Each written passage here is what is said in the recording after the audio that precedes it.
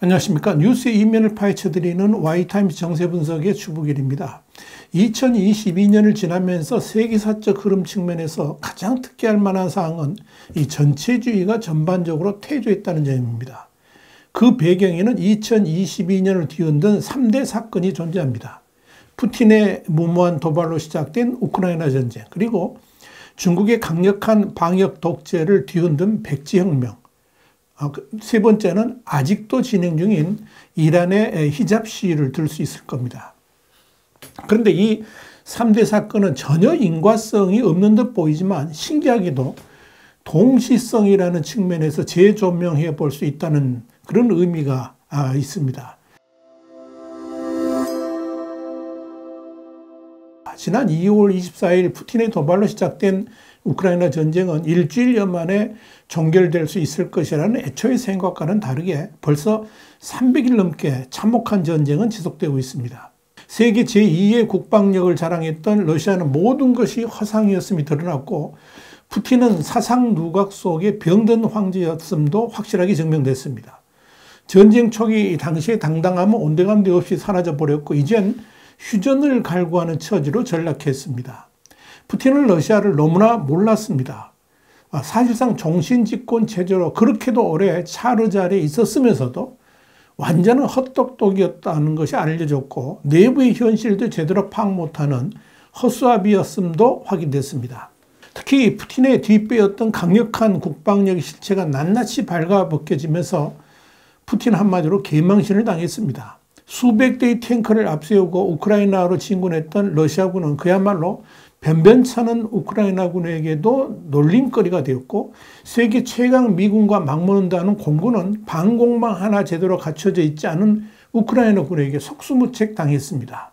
그렇다고 해군이 막강한 것도 아니었습니다. 러시아의 자존심이라고 불렸던 흑해함대의 모스크바함은 우크라이나군의 단 한 번 공격에 침몰되고 말았습니다. 결국 초반에 기세 좋게 몰아붙이면서 우크라이나 영토를 획득하나 했지만 이젠 대부분 지역에서 퇴각을 하고 있고 이젠 러시아 본토마저 공격당하는 처지로 전락했습니다. 푸틴에게 남은 것은 핵무기라는 허세뿐이죠. 그러나 핵 공갈에 넘어갈 서방 진영이 아닙니다. 그러다 보니까 막다른 길에 들어선 푸틴은 끝내 휴전을 하자는 제안까지 내놓게 됐습니다. 사면 초과의 푸틴이 할 수 있는 유일한 카드이기 때문에 그렇겠죠. 여기에 러시아 국민들의 반감도 만만치가 않습니다. 특히 9월에 강제 동원령은 70만 명 이상의 러시아인들이 해외로 탈출하도록 만들었고 급기야 이 러시아 내에 반전 여론이 형성하도록 만드는 계기가 됐습니다. 그렇다고 경제 상황이 좋은 것도 아닙니다. 푸틴의 우크라이나 전쟁으로 말미암아 러시아가 30년 가까이 후퇴했다는 평가가 나올 정도입니다.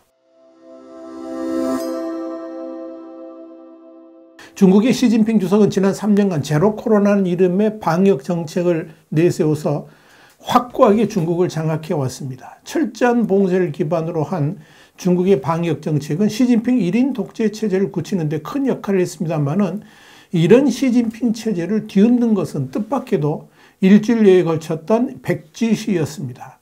강력한 봉쇄 정책이 희생자 피해를 키웠던 우르무치 아파트 화재 사고가 도화선이 돼가지고 추모와 애도로 시작된 이 시위는 11월 말에 베이징과 상하이, 청두, 우한, 광저우 이런 대도시로 들불처럼 번져갔습니다. 이때 시위대는 무언의 저항 의미로 이 백지를 들었고 시진핑 하야, 공산당 하야, 중국 해방구호까지 등장했습니다. 1989년 천안문 사태 이후에 일어난 초유의 일이었습니다. 중국 당국은 공권력을 동원해서 검문 검색을 강화하고 시위대를 체포하는 등 강경 진압에 나섰지만 이 시위 장면을 찍은 영상이 SNS를 타고 해외로 퍼져나가서 세상을 놀라게 했습니다. 이러다간 제2의 천안문 사태가 나오는 것 아니냐 이런 관측까지 나돌았습니다. 중국 정부의 제로 코로나 정책에 대한 작은 반발로 불붙은 이 백지 시위는 삽시간에 중국 전역으로 퍼지면서 시진핑 지도부를 경악하게 만들었고 급기야 중국 공산당 당국은 손을 들었습니다.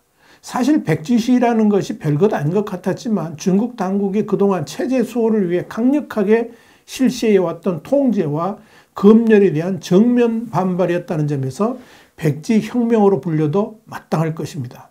이와 관련해서 뉴욕타임스 베이징 지국장 출신으로 수십 년간 중국을 연구한 칼럼니스트 니콜라스 크리스토프는 용감한 시대가 국가 정책을 바꿨다. 그들의 권리에 대한 열망은 바이러스처럼 소멸할 수 없을 것이며 언젠가 공산당 지도부도 이 인간적인 열망에 응답해야 될 것이다. 이렇게 평가를 했습니다. 그런데 시진핑 체제가 원치 않았던 위드 코로나 정책이 갑자기 시행되고 보니까 그동안의 이 제로 코로나 정책이 얼마나 정치적이었고 또 비과학적이었는지 백일하에 드러났습니다. 동시에 시진핑 공산당 정권이 얼마나 무능하고 계획도 없는 체제인지도 여실히 확인되었습니다. 분명한 것은 백지혁명이 지금은 소강 상태지만 언제 어떻게 터져나올지 어느 누구도 예측하기 어려울 것이라는 점입니다. 결국 중국 공산당 정권이 중국의 민심을 어떻게 수습하는가에 따라서 그 향방도 결정될 것입니다. 지난 9월 히잡을 제대로 쓰지 않았다는 이유로 경찰에 끌려가 의문사한 이란 여성 마흐사 아미니로부터 비롯된 이란의 히잡 시위는 이란 여성들의 자유, 평등, 정의를 향한 불씨로 활활 타오르고 있습니다. 이 아미니의 의문사는 그간 과도한 히잡 단속에 억눌려 있던 여성들의 불만을 폭발시키는 계기가 됐고 이젠 독재자에게 죽음물이라는 과격한 구까지 나오면서 반정부 시위로 확산되고 있습니다. 지금 이란 당국은 강경 진압으로 일관하고 있지만 이란의 이 반정부 시위의 열기는 식을 줄을 모릅니다. 폭력 진압이도 시위가 오히려 확산되니까 이란 정부는 급기야 지난 4일 도덕경찰 폐지를 검토하겠다라고 선언했습니다. 이란의 시위는 지금도 이어지고 있습니다. 벌써 석 달째입니다. 이에 대해 미국의 시사주간지인 타임은 사회 전체의 다양한 고충을 짊어진 여성의 반란이라 그러면서 2022년 올해의 영웅들로 선정했습니다. 또한 미 싱크탱크인 카네기 국제평화재단의 이란 전문가인 카림 샤드자푸르는 이슬람 율법을 지키려는 신정 정권과 이들의 권위주의에 대항해서 변화를 갈망하는 젊은 세대 간의 기념비적인 대결이다. 이렇게 평가를 했습니다. 중요한 것은 이런 3대 사건에는 공통점이 있다는 겁니다. 우크라이나를 침략한 러시아의 제국주의적 망동, 그리고 수천만 인구의 도시들을 수개월씩 총봉쇄한 중국의 무지막지한 전체주의적 방역, 그리고 도덕경찰을 풀어서 여성의 복장을 감시하는 이란의 종교적 독단의 기저에는 반자유적 전체주의 체제라는 공통점이 있는 겁니다. 이들 세 국가들은 모두 국가가 진리를 독점하고 지배계급의 논리로 대중의 의식을 지배하려 합니다. 그리고 국가가 사생활 모두까지 장악하고 지배합니다. 중국과 러시아, 이란 모두 최고 지도자가 곧 신이고 숭배의 대상이며 의도적 카리스마를 통해 1인 지배 체제를 강력하게 유지하고 있습니다.